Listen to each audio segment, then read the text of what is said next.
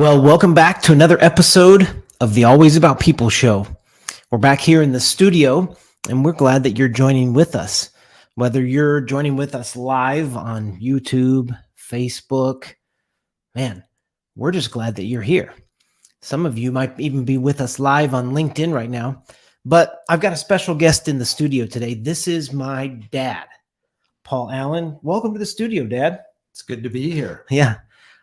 We have guests from all over the place before, and obviously on this show, we try to cover topics and issues related to the workplace, people, leadership, the things that affect us as people. And so on today's show, we're going to cover another topic that we're seeing come up one client after another in today's environment, and that is, how do we care for people? So I brought my dad in for this conversation because my dad was a pastor, really still is a pastor, but for 43 years in vocational ministry, in many roles back to back where he was caring for people, both his own staff and also the people of the church. And so I could think of no one better to have a conversation with than my dad on how to care for people. So Dad, welcome to the studio again. Good. It's fun to have you here. My parents live in the Midwest, and so they're down here visiting. And I thought we would just take a few moments to get a conversation started, because what we're seeing in the workplace today is really high levels of anxiety coming out of COVID and everything that's affected people. We're seeing that in many ways people are more stressed than ever before. The numbers around mental illness and depression and anxiety are really high, really across all generations. This is not a specific generation or a generational thing, but we're seeing the effects of this in the workplace. Then we send people home during COVID. There's remote work, hybrid work. People are now more isolated than ever before. And I think it's just important that we talk specifically to leaders and maybe even colleagues, but how do we best care for people? And so I just thought we would get into a conversation today, whether it be caring for your team or caring for individuals. Let's just have a conversation. And so maybe share a little bit of, for our guests, your perspective. I mean, how did you get into pastoral ministry? Can go a number of ways. Most people probably think of pastors as preachers, communicators, but your career really took a path towards what I would say is caring for people. How did that happen? When did you first notice it? How did you get into that? Give some perspective. Okay. First of all, let me say thanks for having me on. This is an honor, because my wife and I, your mom, have watched some of the shows. She's watched more than I have, and we're always amazed at how natural you are sitting in a studio in front of a camera and microphone. And we say, where did he learn that? So I just want to say thanks for having me on. I never expected this. You kind of threw it at me this morning. A little history. I didn't consider myself a great caregiver. In fact, your mom pointed out early in our marriage that I was pretty dismal at the whole idea of caregiving. Well, then you've improved. We can all improve. I remember she was upset about something in the bedroom, and I figured she'll take care of it on her own, and I'll sit out here and read a book. And she came walking out of the bedroom and said, "Paul, when I'm upset, you come in here and be with me."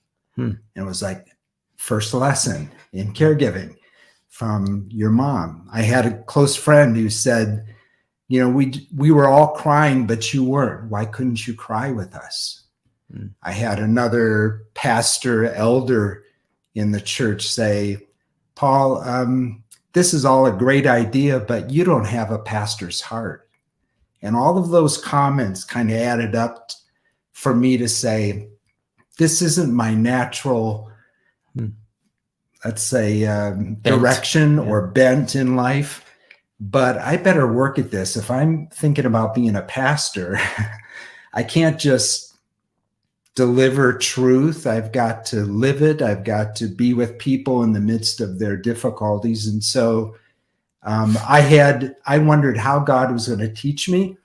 And the next church to call me into ministry, this is my second church, they wanted me to be the visitation pastor, or what I understood to be the pastor of Caring Ministries. Mm-hmm. And I just kind of smirked and thought, okay, this is God's training for me to just throw me into a place where I'm not comfortable, I'm not naturally gifted.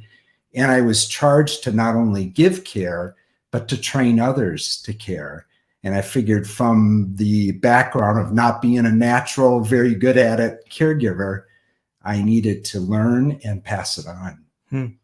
Well, one of the things that we've talked about on the show before is a significant part of the role of leader is caring for people.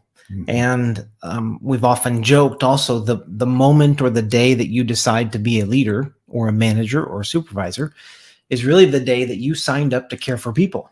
Yeah. Whether you like it or not, people need care. And so from your history of maybe not feeling like you were great at it to then thrown into a role where you're now responsible for it, not just for it yourself, but also training others. What did you learn in that season? And maybe even share a little bit about how you trained other people. If the point of this show is to help people with some really practical pointers on how to care for people, maybe you can go back to those days of training up people to care.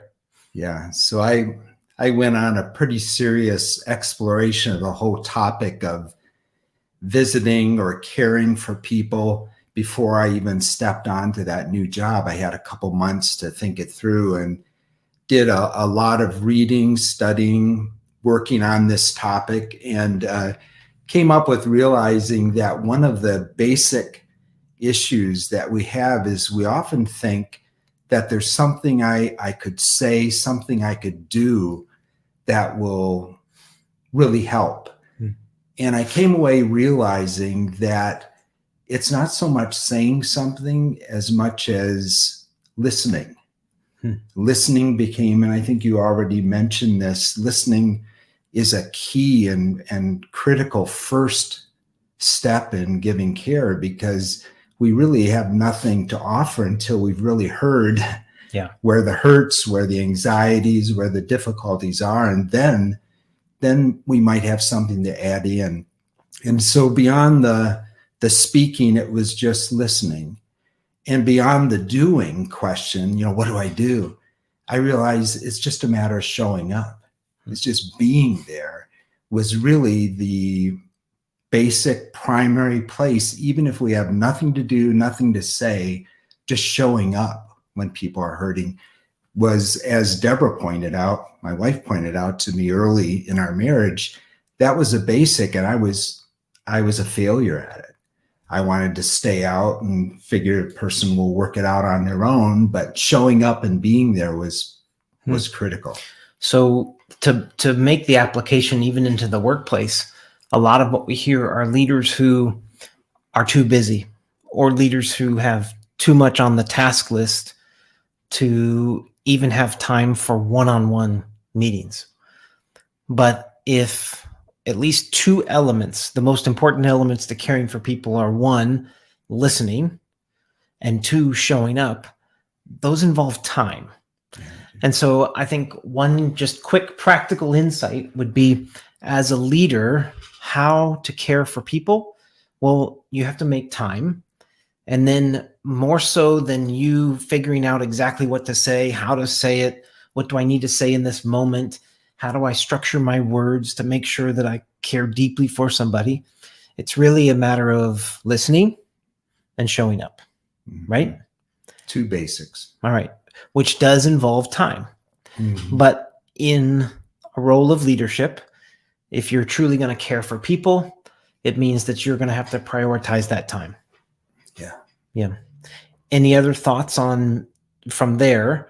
So, okay, I'm physically present, mm-hmm. and I'm listening. Any other thoughts on how we can best care for people? What just came to mind was a lot of my caregiving and listening started in hospital visiting, and people are under the stress of a hospitalization. They're sitting there, I always said in their BVDs, and I come walking in to greet them and encourage them in some way.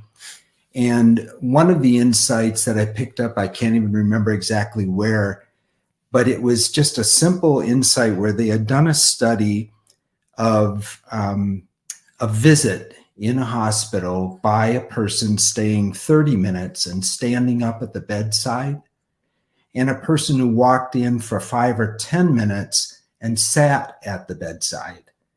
The person who sat down was perceived to have stayed longer than the person who stood, because I'm communicating. I don't have time to sit down, but I'll stand here for 30 minutes. And the perception was that that wasn't as meaningful a visit as the person who sat for 5 or 10 minutes. And it was this insight, okay, it's not just a matter of time. It's a matter of what we do in that time and how we communicate real care effectively. And so I learned to look for a chair. I sometimes would scramble out to the nurse's station and grab one just so I could have a place to sit. And that was let's say a third insight for me. So let's take time, but it doesn't have to be a lot of time. Yeah. So let's go highly practical. Even on that, there's something about posture. So let's call it the third point being posture. And the posture of it's one thing to sort of stand and have a conversation, which that posture may say, hey, I'm here for a short time, I've got to leave. And even though you stand for 30 minutes, it's not quite as meaningful as 5 to 10 minutes in a chair with a posture of I'm going to lean in, I'm going to get close, proximity matters, and I'm here to slow down and rest. Yeah. And so there's a posture of engaging with people. Well, how do you care for people? Number one, got to listen. Number two, got to show up, which both have to do with time. And then you've got to have a posture of caring, which looks like pulling up a chair, changing anything. Yeah, that's great. And I think that you mentioned the proximity. I think that being close enough to touch, even though we know touch can be problematic in lots of settings between the sexes or whatever, still being close enough to where you could reach out and touch a less vulnerable personal spot, just to encourage someone, even if you're never touching, just being close enough to do that easily communicates a lot of care. Yeah. Yeah. So not just posture, but a proximity close enough for human touch. Yeah. And obviously appropriate human touch.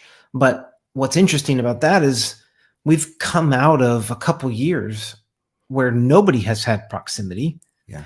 There's been isolation more than anything.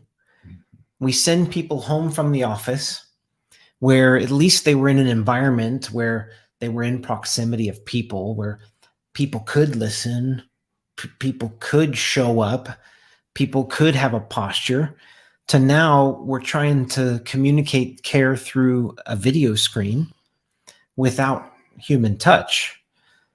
And we're wondering why stress levels are increasing, anxiety levels are increasing, mental health issues are increasing. And when we hear it from leaders, we think that that's just specifically for employees. But yet we know statistically that even leaders are feeling anxiety, stress, higher levels of mental illness, even in this day and age. What I'm curious about is if we as leaders are constantly caring for other people, how do we make sure that as we listen and as we show up and as we have a posture of leaning in and proximity, that we don't take that on as leaders and find ourselves in that same place of anxiety and in need of care. Now, all leaders need care. We can get to that. But how do we as leaders make sure that we don't own what's happening around us? Any thoughts on that? Yeah, it's difficult. First of all, I wanted to say that I don't think any of us are in a great place after these times you've described. And so I think a first step too is just giving ourselves and others a lot more grace than we used to before, a lot more understanding, not jumping to conclusions, because I think we're all a little on edge. We're not at our best. So let's be careful not to judge too quickly.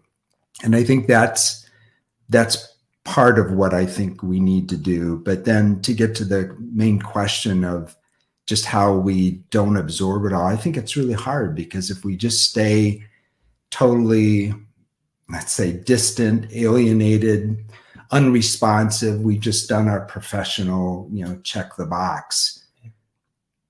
But at the same time, we have to be able to sustain that. So if we start taking on everybody's anxiety, everybody's depression, everybody's problems, and letting it keep us up all night, we're not going to be ready for the next day's problems, depressions, anxieties. And so I think to sustain that as leaders, we have to find a way of whether it's compartmentalizing or dealing with our own health, so that at least we're coming in to each day with a full tank of rest, of the physical, the spiritual, emotional, mental exercise that keep us at our best. That's a starting point. But then I too think having a team, so that it's not all about me and just my needing to be everybody's savior or helper. I think that's important too, is to recognizing there's a team effort going on, and especially knowing that each person has within themselves some strengths, some assets that can be tapped, and it doesn't have to be all me. If I can just see what's there already and encourage that person, it doesn't have to be me getting all the weight of the problem. Yeah. So in the workplace environment, number one, as a leader, I need to be taking care of myself. And so I need to figure out the healthy patterns of sleep and rest and rejuvenation and exercise and eating well and all the things that we know to reduce stress. At the same time, I need to realize it's not all about me. Yeah. And one of the things that we see in workplaces pretty often is that a leader will have too many people reporting to him or her. And the whole idea is a structure where you could actually care for the people who are under your leadership. And if there are too many, it's impossible. And so to your point, having a team of people that you can delegate some of that responsibility to, that you could utilizing the strengths and really the assets of the people on the team, that you could decentralize that care into the hands of other people on the team, so that it's not all on one person. Right. Yeah. Yeah. I think that shared leadership for me has been one of the heart cries. It was part of just the way I was wired personally, but also just the way I desired to be leading the people I was leading, was to always see the teamness of that leadership. Yeah. Well, we've talked on this show before, even with some of my colleagues, about our view of leadership, and that from a leadership perspective, we actually believe, hey, the leader first needs to realize it's not about them. There's a humility to just say, this is not all about me. Then there's a need for that leader to focus on a few. And that if the point of leadership is to develop other leaders, to develop people, then I can't do that with multitudes. I can only do that with a few. And then the most important part is to just let them go do. And so part of even the conversation we're having is, in the care of people, it would be impossible for any person to meet the needs and to care for too many people. Yeah. You can't possibly listen to that many people, take the time, have the posture and the proximity to that many. And so you've got to be developing a team of people in their strengths and in their own assets who can actually care for other people. Yeah. And that would be sort of a delegation. Mm-hmm. And that was one of the fun challenges in that first caring ministry responsibility I had. Was the senior pastor said, I want, after a couple of years, I want you to have people trained and doing as much ministry each week as you are doing. And he was thinking mainly in time. So if I was doing 20 hours of more one-on-one or one-on-a-family kind of caregiving, somewhere else there ought to be a group of people who are doing 20 hours of similar ministry to multiply that kind of effective care. And so for me, it was a matter of finding a tool to do that training, because I didn't feel I was adequate to come up with that. And then making it more out of my story, getting a group of people that I could delegate to who had been trained. And then what was kind of surprising to me too is a tool that would allow me to continue to supervise those people and to get back together with them to see how's it going, where can I help, what do we need to study further. And that for me gave me a model for multiplying caregiving, of course, in the local church, but I think it's a great model for ongoing any place. Yeah. Well, I mean, that sounds exactly like the model of an organizational structure within an organization, with a leader and his or her leadership team that is trained, that gets together and meets and communicates and learns and grows together and takes care of the needs of an entire organization. Mm-hmm. And I think if we go back to our title for the show today, how to care for people, well, okay, here's what we've gotten to so far. Listen. I mean, really listen, show up, have a posture of care, a proximity of touch, which is really just about making sure that people don't feel isolated. Then as a leader, remaining healthy myself, but then surrounding myself with a team of people who can be trained. We can grow together. We can learn together. We can care for the needs of people together so that it's not just all on me. Number one, that develops other people. But number two, it keeps me from feeling the total weight of the care of whatever size group it is. And I mean, this is the issue that we find in the workplace, that most leaders feel like it's their responsibility. Mm-hmm. They're overwhelmed with the needs of their people in an organization. And yet, whether it be tasks, strategies, priorities, or just the care of people, if you can build and develop a team who can do that for you, that's how you care for people. Yeah. No, I think you summarized it well. The delegation of responsibilities. Well, let's take one more second. I'd be interested in knowing any other thoughts, anything come up, any concepts, stories, as we were talking on how to care for people. One of the things that I was interested in is you talked about this tool, and the tool to have some level of accountability, to be able to supervise, but not micromanage.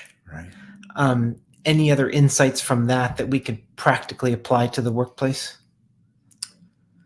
Nothing's coming right away, other than the fact that was really important for the ongoing effectiveness of the ministry, to keep the quality of multiplying caregiving throughout a local congregation.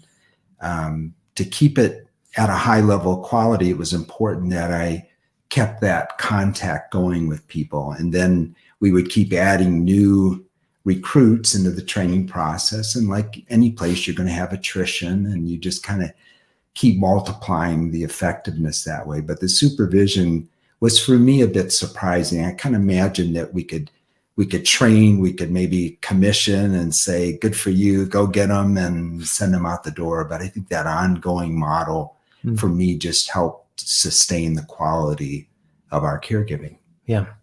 So the practical application to the workplace, in my mind, this is a leader, his or her leadership team that gets together on a regular, probably a weekly basis, to talk through whatever initiatives and strategies and priorities you've laid out for the team, but also taking a moment to just understand the health of the individuals on the team. And if their health is really the accountability of one person, no one person can listen well, can show up to everything, can have a posture of and a proximity to everyone. And so there has to be the delegation. And then with that delegation, there needs to be a level of accountability, check-in, and that can happen through these regular meetings. So how do we care for people? Well, we as leaders realize it's not about us. It's not about us alone. We focus on developing a few people who can take some of that care away from us. And then we go and we let them do.